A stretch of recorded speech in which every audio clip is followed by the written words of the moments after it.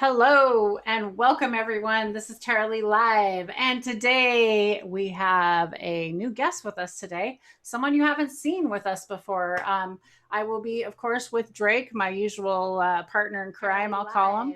And today and his friend is Cam, and Cam is going to be talking with us about Kratom today. Kratom, how do we say it? Tomato, tomato. We're going to get into that. I'm going to welcome everybody out there that wants to jump in and have a chat and a conversation with us. If you think someone might enjoy this conversation, you know, someone that's been asking a little bit of questions about this. I know nothing about this subject. I literally want to know more information. I want to know personal stories. I want to know things, how you're healing, what you're healing with. I want to know herbs. I want to know mushrooms. I want to know all those things you're using. So today, Drake's been so awesome and so kind to bring his friend Cam in with us today to talk to us about Kratom. Take it away. Do you guys want to talk? Go for it. Thank you very much for that introduction, Tara. That was really nice. Yeah, hi everybody. I'm Cameron. So I just wanted to share today my experiences with kratom and convey the message of harm reduction specifically, and the role of kratom and cannabis use in harm reduction along with other substances. But today we're going to focus on kratom.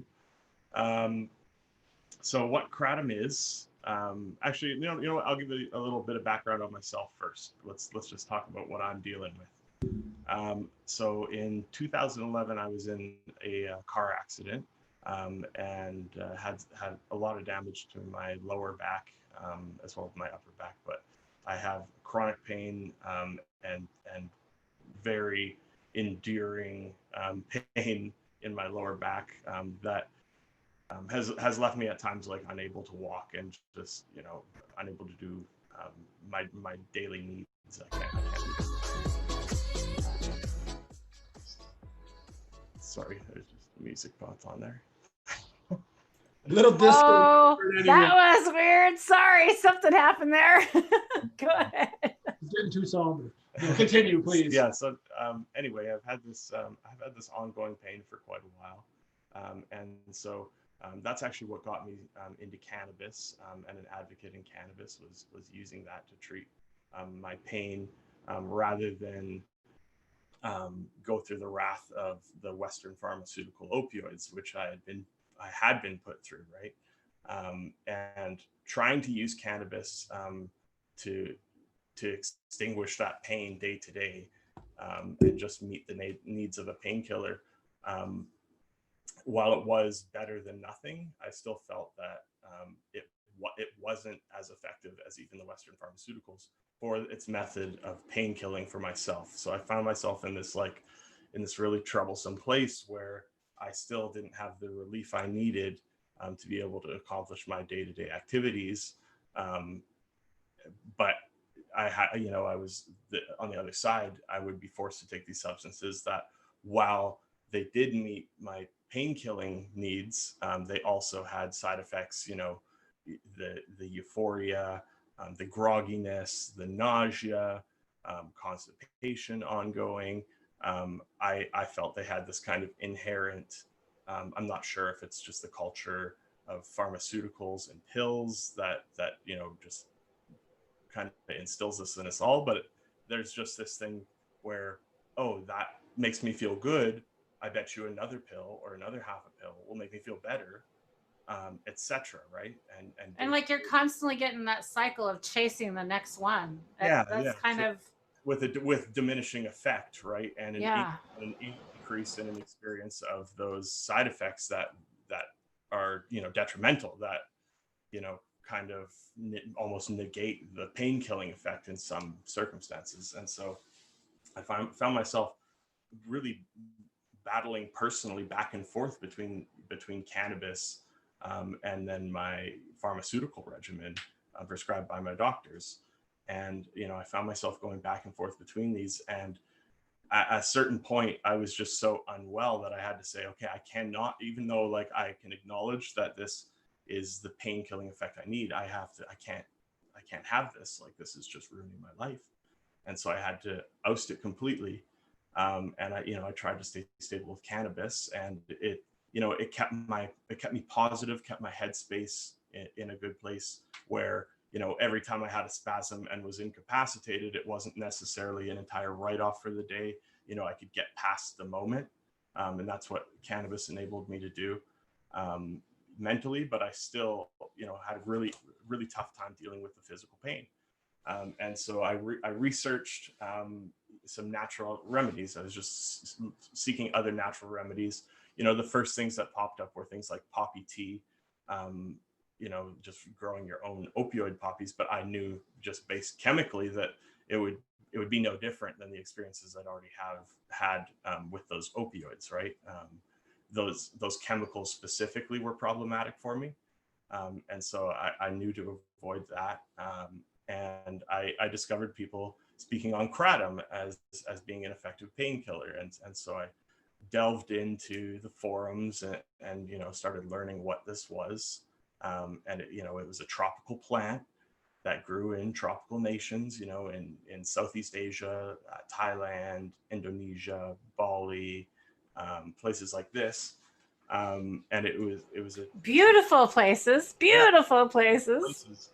who actually have a really rich history of using these amongst the people who live there as well, right? This is something that, for whatever reason, has been foregone from. It's part of their culture. Like we're going into these places and we're like taking over part of their culture, and I think we're semi abusing it and not understanding it. And so thank you for being on today. I really appreciate you sharing this knowledge with me.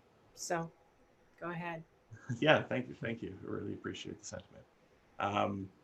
And yeah, so these I just started learning the basics about these places, where where it was produced, the history of kratom use, just very basically, used amongst working class, very similar to cannabis, right? Like it was used amongst, the labor forces as something to help them work through the day, to keep them going, because at lower doses, it's said to provide a stimulating effect, and then it also has the inherent physical relief because it does have naturally occurring opioid compounds in it, right? Those compounds, two of them, the main ones, are mitragynine and 5-hydroxymitragynine.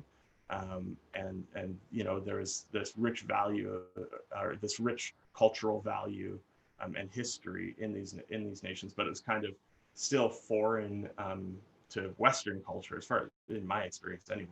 I've rarely seen any information about it in North America in the past 15 years. And so I started researching it a little more, and I saw, mostly on the forums, I saw there's a lot of apprehension, right? I'm on these forums of people who are also in chronic pain trying to address these needs, who are also, stuck on these other drugs, these awful drugs. Mm-hmm. And, a lot of them were, there's a lot of polarizing opinions, right? Like a lot of people dismissed it as not being effective for pain. A lot of people dismissed it, as just being a useless, like a green tea, et cetera, et cetera. Other people said it was good for stopping their withdrawals, but it didn't, it wasn't this drug. It didn't give them, for the people that were using it recreationally, these pharmaceuticals, it didn't give them the euphoria, stuff like that, which to me sounded attractive. I'm thinking to myself, okay, well, I hear, so it's stopping withdrawals, which means it's having some sort of effect. But it's not providing the euphoria that these people want. Well, that doesn't actually sound so bad for someone that's looking for long-term relief. So I heard you say no withdrawals, right? Or they're having withdrawals. Well, I didn't quite hear that. Yeah, sorry to address that. That's okay. People we're using kratom specifically to mitigate withdrawal symptoms from these harsher things, so people who are using pharmaceutical opioids, or they're addicted to heroin, or something, anything along those lines, they were using kratom to lessen and diminish the impact of the withdrawal symptoms, which is okay. So speaking with so I misunderstood that. You're right. Okay, so I did totally understand. So yeah, so people are able to use this drug or this natural plant Yep. to basically get off of all of these other opioids. Is it just opioids specifically because it's like more like an Well, opioid? No, it's not like an opioid it because, or is it like, see, no, that's no. So it is mitragynine and 5-hydroxymitragynine. Those are naturally occurring opioid compounds, right? So they're really similar to opiate compounds, which is the naturally occurring ones that we find in the traditional poppy, right? That's the morphine, codeine, thebaine. I can't remember the other one or two. But really similar in their action in the human body, right? Really similar in that pain relief function, bonding at the mu opioid receptors, and so they are, and they, you also said, is it a drug, is it a plant? Like it's both, right? Like a drug isn't inherently a bad thing. And that's a really important acknowledgement in all harm reduction, right? Is drugs are not inherently bad on their own, right? It's oftentimes it's the culture and the knowledge surrounding them. intent. Yeah, and yeah, Intent. It's the intent. And I think that's part of the reason so many of these things we've been warned against them because of kind of that hippie era, right? Where there was all the kids that just used and abused and they went on their rides and they used it as a party drug. And so I think these things just got like, ooh, it's voodoo. You don't take these things because it's going to send you on all these weird things. And so they scared us on everything out there. I mean, yeah, especially on psychedelics, I mean, they just scared us of these simple things that we could use to fix ourselves and take our life back when Western medicine isn't working for us. And not to say Western medicine is bad, but sometimes it doesn't work for all of us, and there's not everything that works for everyone. So, not that I'm telling people to try this today. I'm just trying to give a little bit of information out there. If you have any questions in the chat, please ask them. I really appreciate you being here to share this knowledge because seriously, this is like, I don't know anything about it, but I've had so many people ask me about it. yeah. So it's very But interesting. yeah, you brought up a good cultural point too, where we're taught, in school. Like I think I was kind of near the end of the dare era, where that came into schools. But it was often, basically it covered it blanketed all illegal substances, right? So if it wasn't a legal substance, it blanketed that completely, right? It didn't really cover alcohol or tobacco too aggressively. It was mostly targeting these black market substances. And so when all the information they provided was these are bad, right? Like, I mean, I remember being this kid that had no idea, talking, I'm looking up at the teacher among all my peers is like whatever 6 years old. They're talking, say no to drugs, and like, mushrooms. A friend might offer you a mushroom, and it could be this big, and it's, with another one next to it just the same size, that one's 10 times as strong, and you can overdose. And I specifically remember them making that comparison, and I was thinking to myself, I have no idea what they're talking about. I asked, is moonshine a drug? Like, and they're like, no, right? That was my one word answer. Was weird, right? I mean, alcohol is a drug, but I didn't even know what moonshine was at the point, right? I was just an inquisitive mind. Well, But could we even say caffeine's a drug, right? but they didn't engage that as all as the point. Yeah. Right? They wouldn't engage an actual conversation. It was just conveying one sharp and stark message, No. which was these drugs are bad, right? All drugs are bad. And so that frames a culture where we think of these drugs and all we think of is their value, like if any value is to recreational users, right? We think of, oh, well, those are for burnouts and, people and druggies, those substances. And that's how we frame an entire society really early on. And so not only do we have it against us that a lot of times these substances aren't available safely, there's no safe access, but also we're not, like you were saying earlier about the intent, right? How important intent was. We have these cultural implications here where, we think that intent is recreational right off the bat, and we think that it's, just to throw your life away.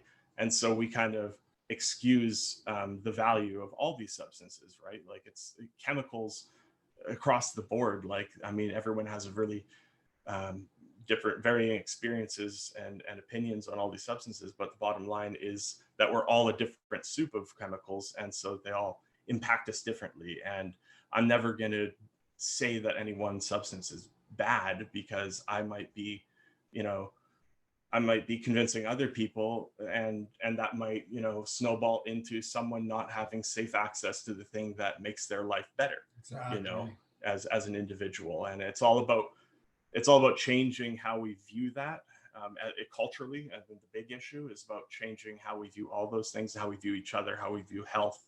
It's really deep, but you know, that's one of the striking things with alternative substance, right? Is that, and that's one of the reasons I think we don't hear about it.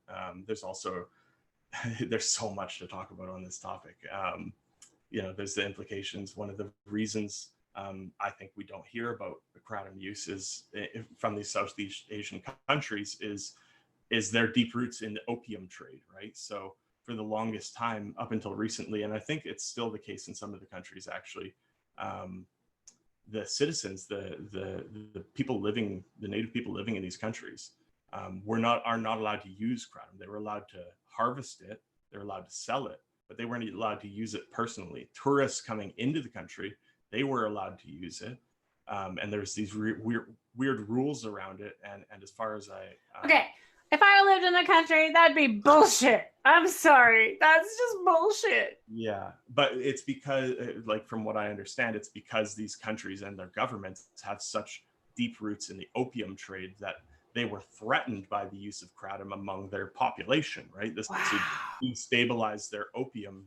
Sad. Their opium economy. Yeah, you got that right. If you've got people using this alternative substance, right? And so I think that's also one of the reasons we don't hear about it too much here in North America, is that it's a really like, for people in need who are looking for, you know, consistent medical relief, it can be a really valuable tool that's cheap, natural. It's also putting money into often third world nations, right, that are really underdeveloped. You know, it's really throwing off the whole power structure here. You know, you're taking away from you know, we're taking away from their ecology and local farmers. We're going in and doing stuff on mass scales and ruining and devastating crops. But yeah, we're just some of the stuff we're doing, right? Yeah, totally. But yeah, we're just kind of like distracting from, you know, say the voice of Western pharmaceutical, right? If we are bringing kratom to the forefront, we're, you know, diminishing that voice in some regard. We're saying, hey, this is something that's not covered and it's super valuable. What's the reason that this isn't being discussed seriously? And now we're saying Western medicine has let us down in a big way, and so now we need to come out and we need to take care of ourselves. We need to take health into our own hands, become healthier people, and learn about this other way of helping yourself, right? Yeah. And again, not to diminish the value of Western pharmacy either, right? Like, I mean, again, all substances, all ways of knowing and being and healing are valuable here to have in the quiver. But I think the most important thing when we go in to see our own family doctors, when we go to the hospital and stuff, it's really important to consider these people as advisors to us, right? These are consultants in our life to help us make decisions about our own health. That was one of the biggest revelations for me personally, right? Is I always felt like I was kind of like a victim to my doctors and stuff. Like they said it and I had no choice. That was what I had to do for my health. And then I really took it upon myself to say, you know what, no, I'm just here for these people's opinions, and I'm here to get value from them based on what I think I need. And you know, that really changed how I navigate it. And I think that's, you know, we shouldn't just discredit Western pharmacy, but we really should emphasize that people need to be considering these as, you know, these people as advisors. You know, exactly. And you need to go in there with the intent of what do you want to solve? Like, what are you looking for? And what things have you tried to help yourself? Make a list, start writing, take your health into your own hands and start writing things down. Pay attention when you're, maybe microdosing on this today, or you added this in there. I see so many people, it's like they dive in to help themselves, but they try so much at the same time. They don't really know what works. So what would somebody do to start out with kratom, or kratom, however we're going to say it? Do they need to be worried about were you worried about being on any other medication or something like that? Because I know when I tried cannabis, I can only speak for cannabis. It's all, that I was so worried to try cannabis because I had been told about all these drugs and they're bad. And I was a drug baby. Not a dare baby, not a drug baby. That's not what I meant to say. Dare baby. They they told me everything was bad, and so I was so worried, like I was going to try this cannabis and it was going to interfere with some medication that I was on. There are some medications that it can interfere with, and we do need to be aware of that. But do your research, right? Yeah, it is important to do your research. And so the first thing here, to address is these are the message I'm conveying for harm reduction is mostly for kratom as an opioid replacement, right? Using kratom as part of getting away from opioid substances that are damaging to people's lives, or helping people that were in my position that were saying no to that completely, find an alternative option that is valuable to them, that can bring them that increased functional capacity, right? At the end of the day, that's what we're looking for, is increased functional capacity and just optimization of our health and well-being. And so these are in that regard. I would mostly suggest that this is, or no, I don't want to recommend it, but I would think that the people that are going to be using this in a serious way are coming from opioid compounds. And so those opioid compounds is, that effect is going to be similar across all those compounds. So if there's a medication that you were taking that would interact with your traditional opioids, I would assume that it would interact in the same way taking whatever opioid compound across the board. Yeah, that's very, that's very good to note that. Yeah. So but that's definitely check it out. We're not experts by any means. We're just giving some information for people that obviously have tried it, used it. It's helped them. Personal experience. That's what we're here for. And so, and another, you were kind of segued it nicely just on, how does someone kind of get started? How does someone try this? We kind of got distracted with because it's not all created equal. I want to also point that out too, somewhere along the line. There's many kinds as well. Yes. So we want to get there. Go ahead. I'm going to let you take over. I'm going to take a dab. So cheers, everybody. Thanks for tuning in. And I'm going to shut my mouth and let him talk. Cheers. Enjoy. Everybody enjoy your cannabis right now. It's we've got some lovely stuff in front of me, but I do want to share this message before I get too deep into these lovely selections to convey my point here. So going back to my personal experience, which is a nice segue to how does someone start, right? What are the steps you take to safely inform yourself on these, right? So like I'd said, I was kind of cruising these forums and reading these varying opinions on the effectiveness of it, but I said, okay, well, most of these people are basically saying it's weaker than everything else. Like that's the context they're framing it in. I had heard about it many years prior. I'd heard about it. It was available to me at the Vancouver seed bank. Actually, I was visiting them, a cool little funky shop in Vancouver, and they had some kratom extract there. And so I remember seeing that in store from years past.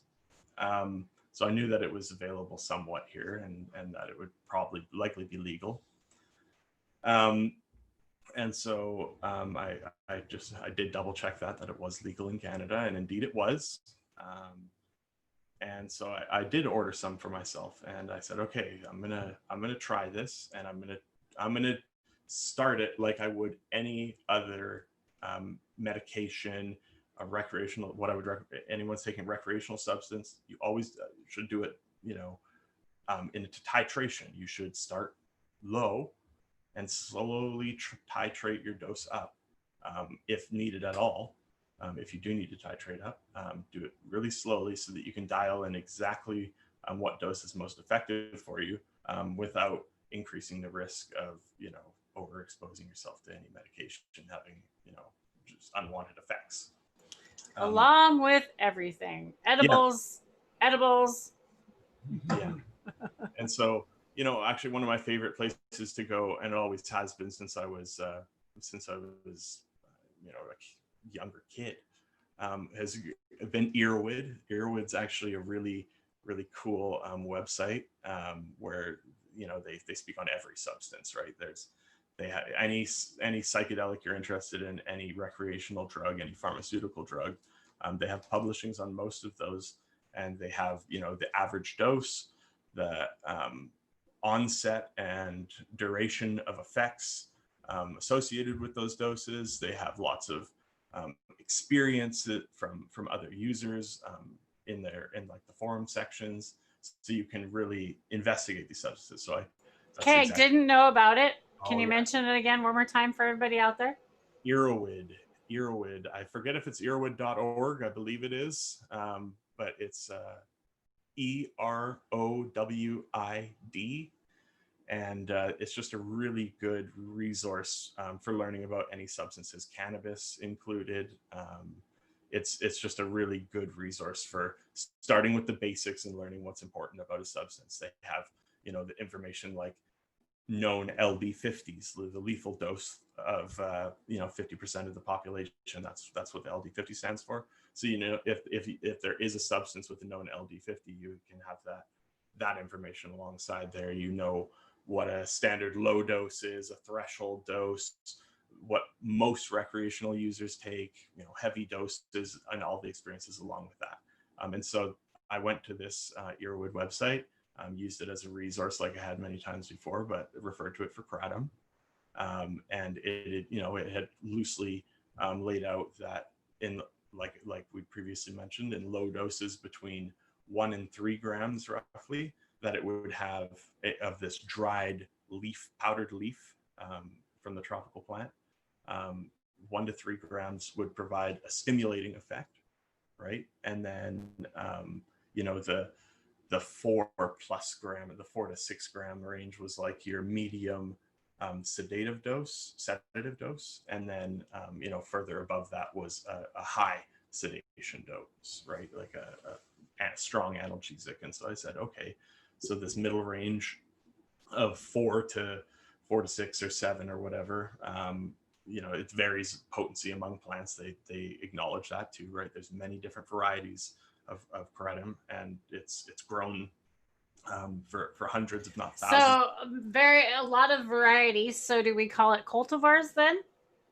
I'm guessing cultivars. So many different varieties. It's all grown on a tree, and they harvest leaves. For people that don't know, right? Like this and this kind of.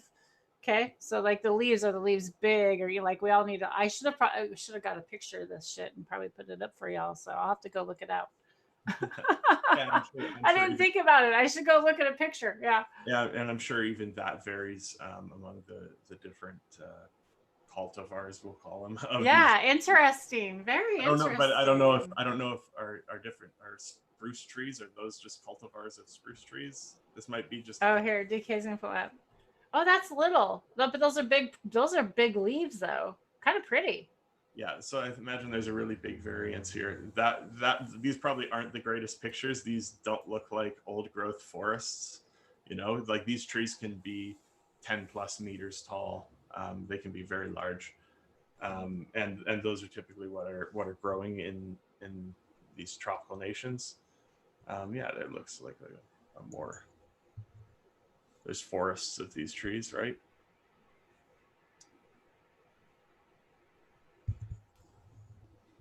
So yeah. And anyway, and so I just researched on Earwood, like I'd mentioned, found the baseline for doses, and started there. And so I started aiming for a analgesic effect, right? I'm someone who I avoid caffeine. I don't like any stimulating effects. It's just not something that I enjoy. it just does not optimize me. I've always been a slightly relaxed. I'm always aiming for that, and so I aiming for that. I started just below the threshold of the analgesic. I started in the 3.5 gram range of this dried powder mixed with warm water, like a tea. And yeah, so that's how I chose to consume it. And initially, I noted very little effect, but being a really sensitive person, I did note some effect, likely placebo even.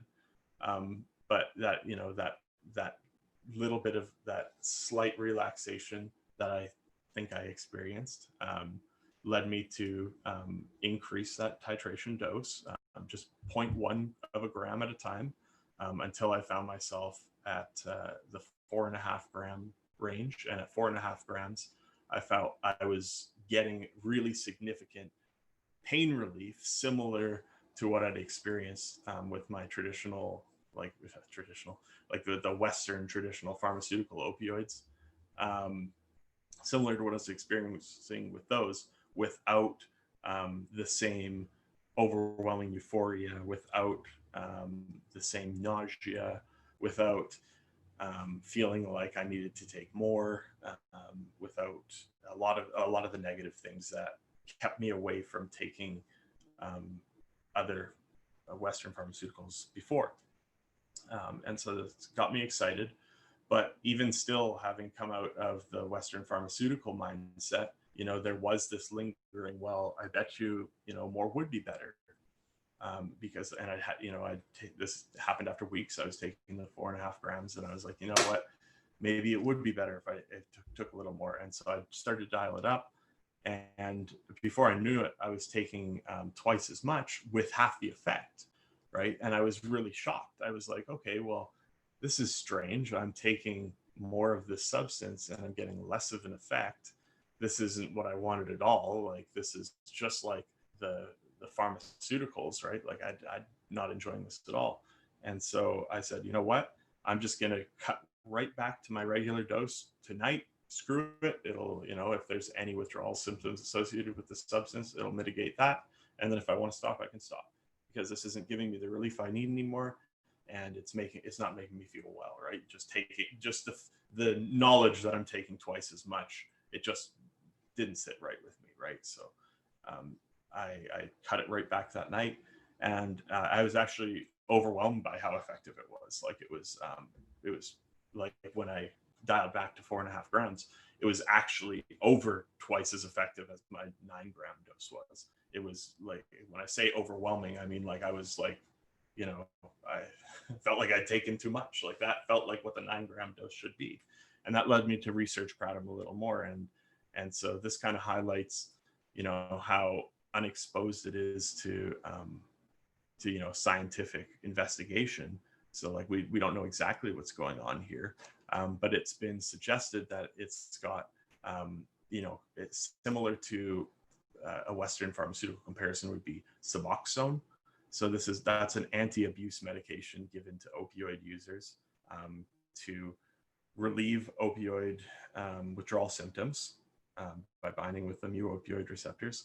But it also has an opioid agonist, so that if you take, for instance, if someone's a heroin addict and they're taking Suboxone, and they choose to use heroin on top of their Suboxone, taking that additional opioid will actually put them into withdrawal.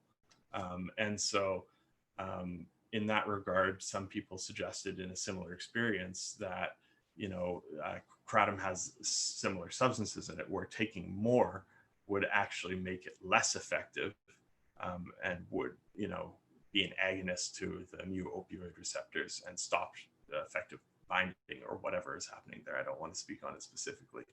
But essentially promote not abusing it, right? Yeah, it's kind of got this. Yeah, it's kind of got this built-in anti-abuse device, which of course that's just anecdotal evidence from my own experience, and a few other people, corroborated with a few other people I've read in forums. So basically saying like you can't really over abuse it. No, of No. course not. That's not what I'm saying No, at all. no. No, that's not what I'm saying at all. Any substances can be abused, right? Like, and humans will all, that doesn't make, Okay, that's what I thought was. I was like, wait, did I hear that? Okay, so no. So anti-abuse, right? Like, just because, like, all things will always be abused: sugar, caffeine, aspirin, along with all our other host of cannabis. People who abuse cannabis, right?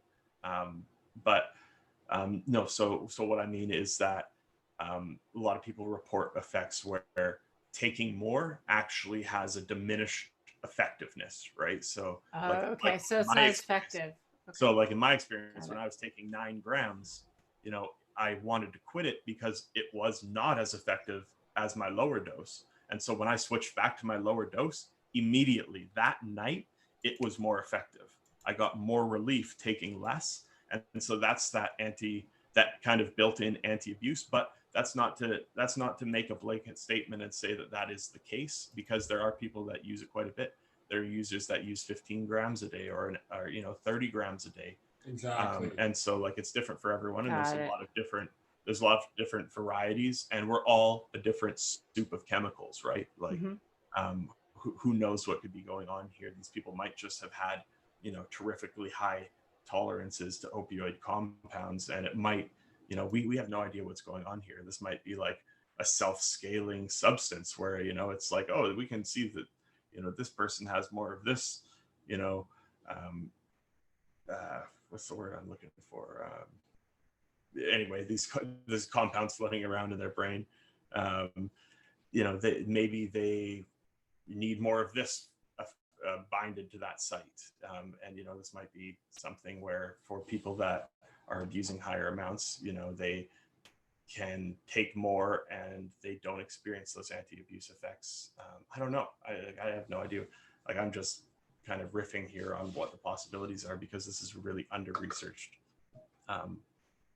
plant, and really under-researched as a viable medical option, right? So I just wanted to kind of talk about my own experiences with it.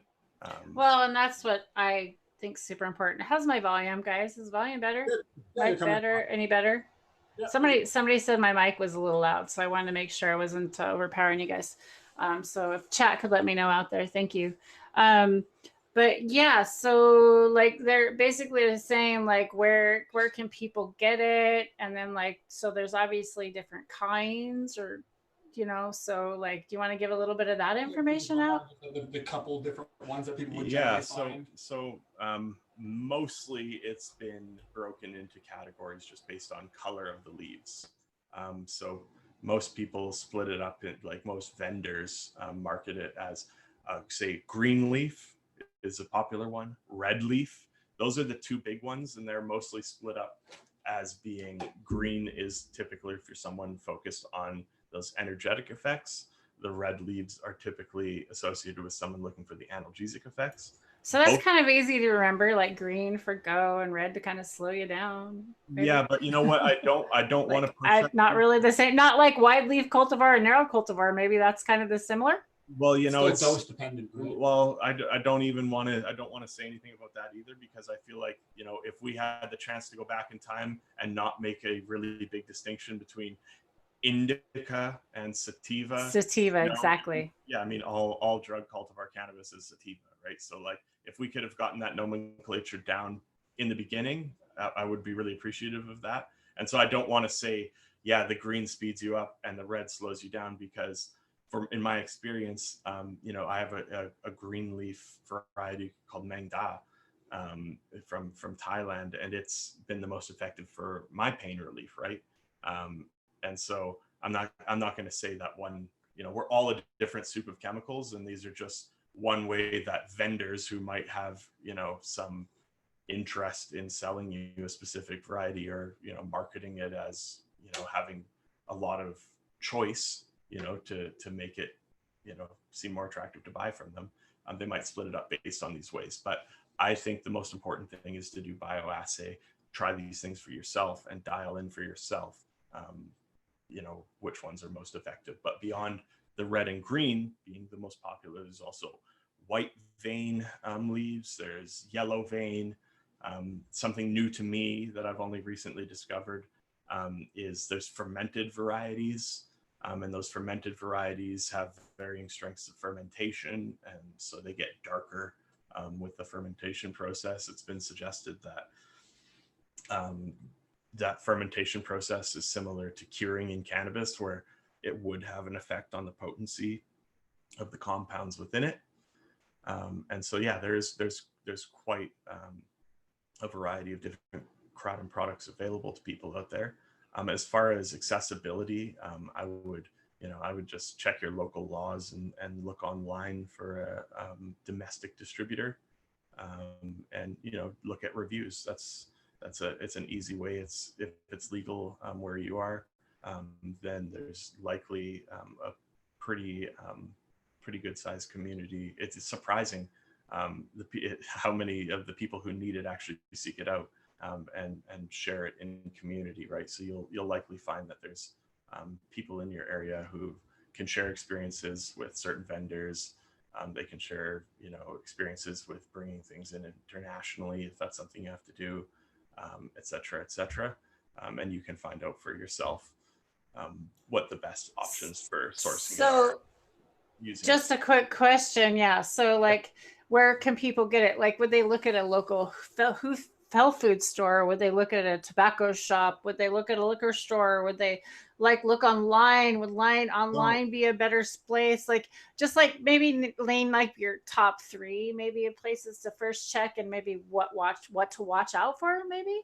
Yeah, I mean, honestly, like I was just saying, I would suggest that people look for an online option. It's a pretty new substance. It's not very popular. I would be pretty surprised if you found it in your local health food shop. Maybe in the United States, that would be, that's something that would be there. But here in Canada, that wouldn't happen. It's not legal to market for human consumption in Canada, even though it's legal for importation for personal consumption. It's not legal for sale for human consumption. So I do know that I have seen it at like some of those quick shop tobacco stores, or like I've seen at gas stations, convenience stores, any head shop. Those are these kind of like alternative, like okay. Your bong shop, your glass shop. Those are the places that are gonna offer it if they do at all. But again, for people, like, as much as I am all about supporting local business, I think it's really important. I'm also really about not blocking access to the things that are key to optimizing people's health, and blocking access to such a potent tool in harm reduction like kratom with overinflated pricing is something that's really common. And so, while there might be kratom local to where I am here in Canada in the head shops, I'm going to find myself paying 50 cents to $1 per gram, which, while that still might be, for my now dialed in 5-gram dose, that's what I've taken long term for years. That would cost me between $2.50 and $1, which that's great. For me personally, my financial situation, I can afford that, but it can be a lot more accessible than that even. Online, a lot of the typical pricing's in the $200 per kilogram rate. So that's 2 cents per gram. Is that what that works out? 20 cents per 2 cents per gram. Yeah. So it's a lot more effective for the patient who can't afford it either, right? Which is something really important for me, right? And I think it's important to acknowledge, like cannabis, I have a big passion for it, and it was really effective for keeping my head straight. But it was also, it's tremendously expensive, right? If you're not producing it yourself, like for what I needed for my relief, I was spending a lot of money, right? A lot of money, and not getting that effect that I really needed. Still, like, it was keeping my head above water, but I wasn't doing the backstroke or anything. I was still drowning. So that's just my personal experience. I know Drake here, cannabis is great for him, and that's just to acknowledge that we're all different, and all of these things are valuable tools to people, and they affect us all individually, right? So keep it in your quiver, and share your experiences with others so that, they can make their own decisions about their own health. But yeah, so kratom, beyond just being the most effective opioid replacement tool for myself, it also, it was saving me financially, right? Like, I mean, I was struggling with cannabis. I don't even want to say how much I was spending and how much I lost to cannabis, because it sounds like a serious drug habit. Dude, I don't even like to think about like what I spend when I first started learning about solventless products. Like, you can't get them everywhere, and people know. I mean, like, it's not abundant. I mean, we all know out there how expensive these things are. So I can only imagine what like how people are doing on other things and what they're jacking prices on, if you can get a good link up on Kratom, and I mean, everybody wants to make their middleman off of it too. That's kind of getting the prices down. That's part of that, right? Yeah, and there's nothing wrong with business, right? Like, I mean, business is good, and it's okay when you're providing access to people. It's okay to make a profit when that profit is what sustains your livelihood and helps you provide better access, right? If you're using your buying power responsibly, and you're using it to drive down the bottom line for a patient rather than to increase your profit margins, like, you can sleep at night and you can feel good about making money providing these medications. But not every business that's going to carry these substances has that at heart. That's not the common theme among everyone who's selling kratom, or for selling cannabis. A lot of dispensaries, they're really expensive, and they don't cater to driving down the bottom line. And so drive that bottom line down yourself. Go if you can afford to buy in bulk. Like, that's how you get around your dispensary.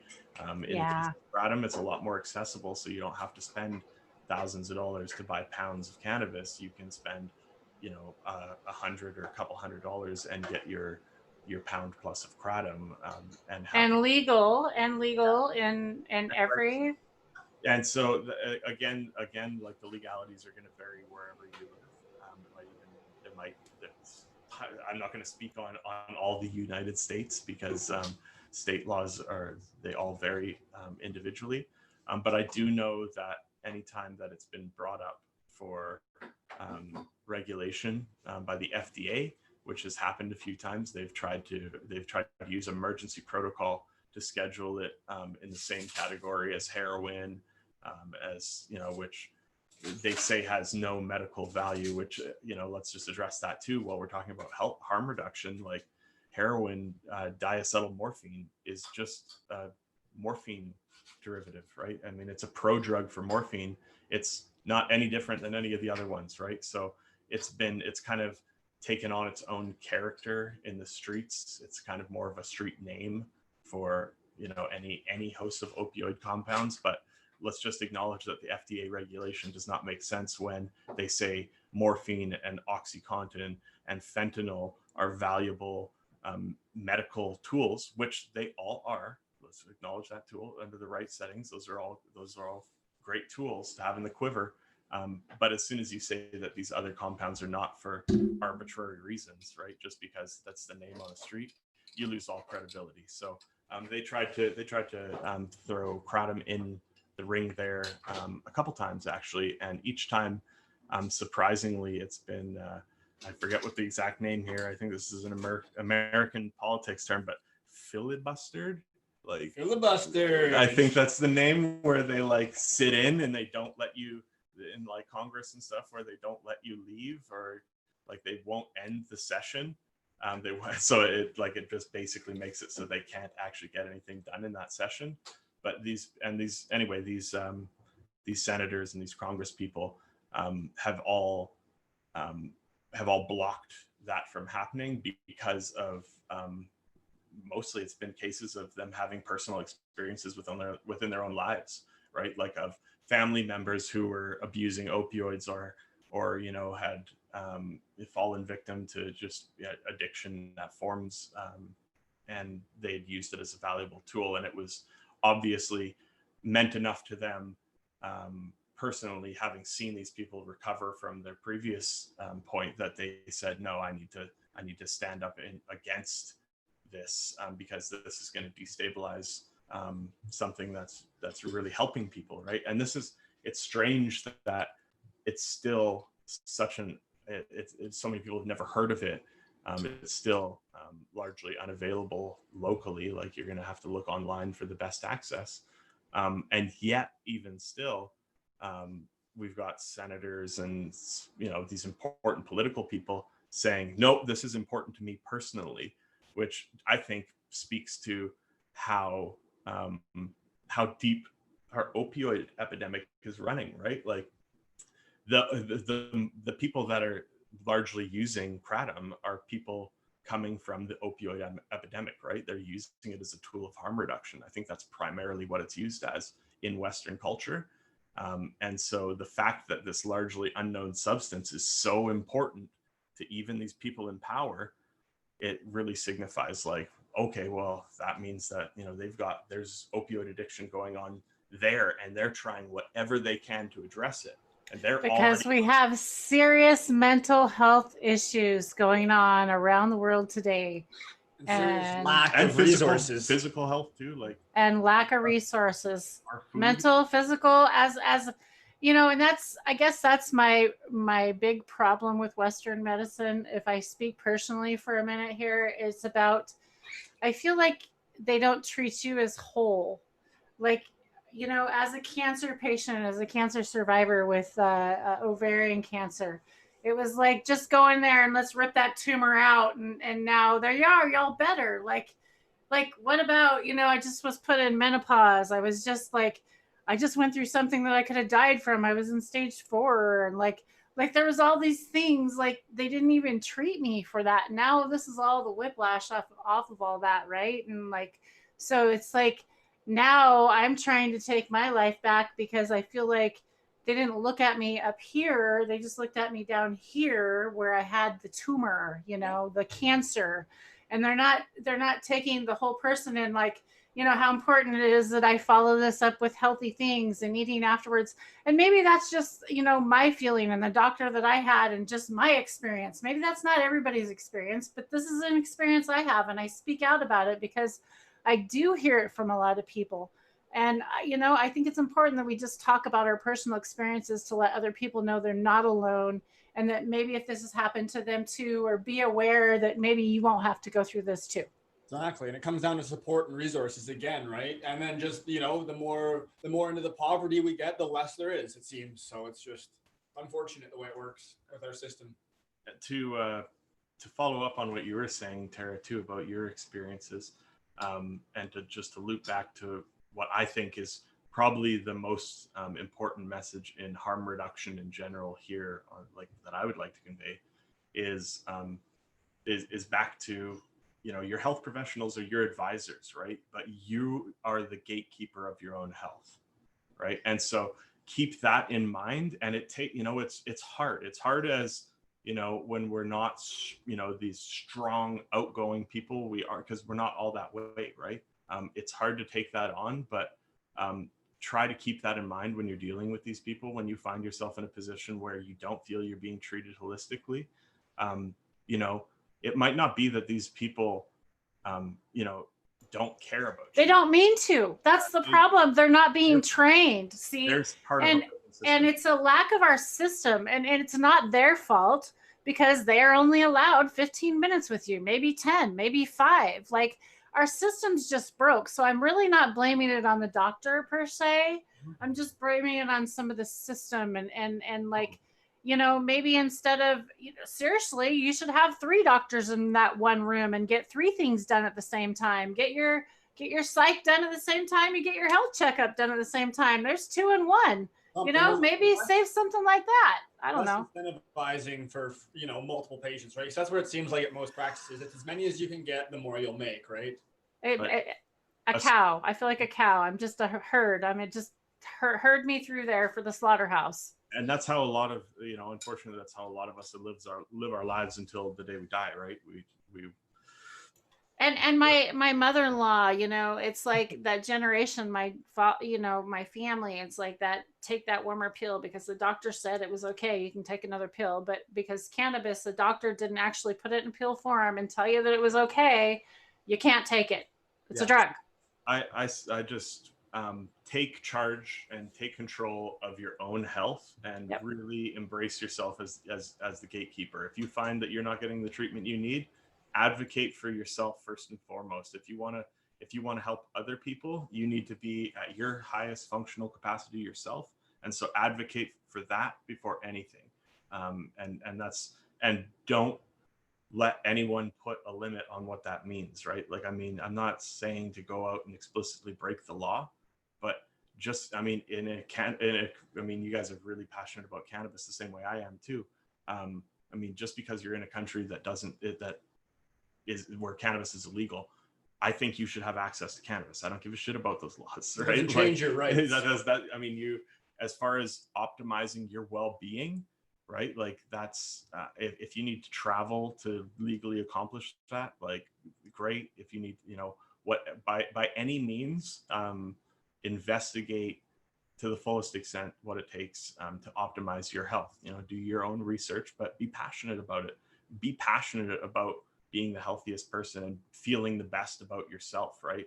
And then once we do that in across all categories, I mean, that can be food and exercise, which are, you know, really integral to health. You know, that can be your medications, whatever that means to you, whatever the wellness means to you, like really invest in it, because if you care about other people, you need, like we said before, you really need to be at your highest functioning capacity, to be able to offer the most to others, right? And so and to inspire others to be the best version of themselves as well. So I think that's the most important takeaway here. And I just wanted to mention, you know, I just wanted to say that kratom was an important tool for me in my personal journey battling the opioid epidemic, and my personal experience within that. You know, that was something that helped me. But I don't expect, and I hope it's not the magic for every single person in here, because that just means we all went through the same terrible shit I went through. You know, I hope I hope most of you don't need it, but for anyone that might, I really hope it is the thing that helps you, and I hope it is something that you can use to optimize your health and keep in your quiver for your well-being. And thank you, Tara and Drake, for having me on here just to share that experience and to maybe expose one person to, you know, research it a little bit more themselves. And, you know, if it can help them long term, then I feel great about myself. So thank you for that. Like I said, really, so much for thank coming you. on. It's been we've been talking about getting you on for a while. There is one question in chat that I didn't get answered, because guess what? I had it on top chat, not live chat again. Darn it. Okay. Yeah, we've been too busy. I didn't even pull up chat. I didn't want to disturb. So yeah, so Raptor asks, so when you ferment it, does it make it more potent? So that's like, again, I'm not the doctor. Or does it, or what do we know about it? There we go. So similar to curing a cannabis, it's suggested by the farmers who've been doing this for a long time. They suggest that it does make it more potent in some regards. But I'm sure this is really parallel to cannabis, right? We see in cannabis, after 2 weeks of curing, we see a spike in increase, and then we see in another 2 months, we see another dramatic spike, an increase when properly curing cannabis, right?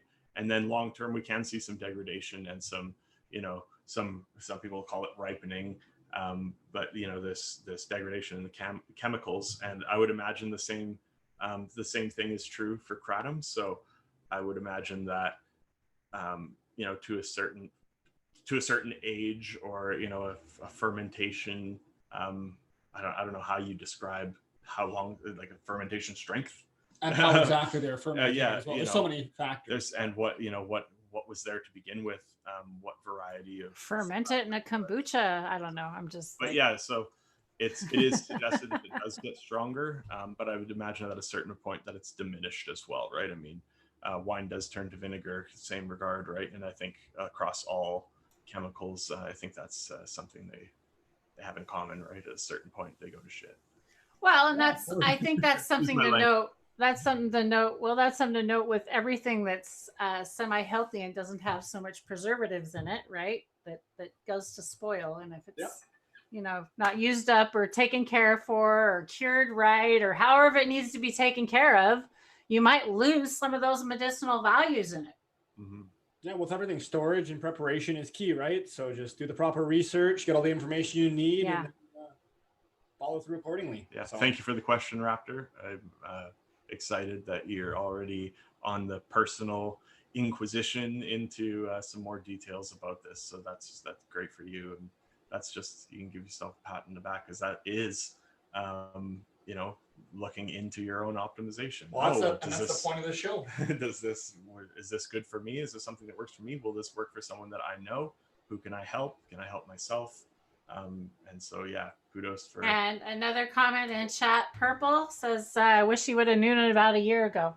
No, So, Yeah, and hey. better late than never. Exactly. That's, I wish I didn't have to go through the entire experience that I did with opioids, with pain.